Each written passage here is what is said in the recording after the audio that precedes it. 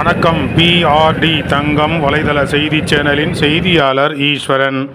ராணிப்பேட்டை மாவட்டம் சோளிங்கர் சட்டமன்ற உறுப்பினர் ஏஎம் முனிரத்தினம் எம்எல்ஏ அவர்கள் பல்வேறு சாதனைகளை பொதுமக்களுக்கு தேவையானதை தேடி சென்று அவர்களுக்கு என்னென்ன தேவை என்பதையெல்லாம் சிறப்பாக செய்து வருகிறார்.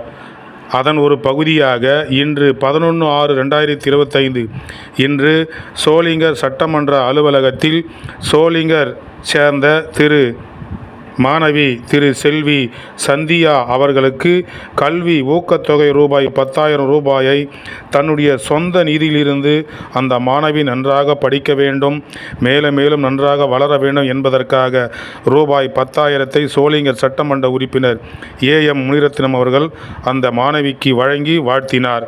அவருடன் சோளிங்கர் கிழக்கு ஒன்றிய தலைவரும் முன்னாள் துணை சேர்மன் அன்வர்திகான் பேட்டையைச் சேர்ந்த எஸ். உதயகுமார் அவர்கள் மற்றும் நிர்வாகிகள் உடனிருப்பதை இந்த தொகுப்பில் பாருங்கள்.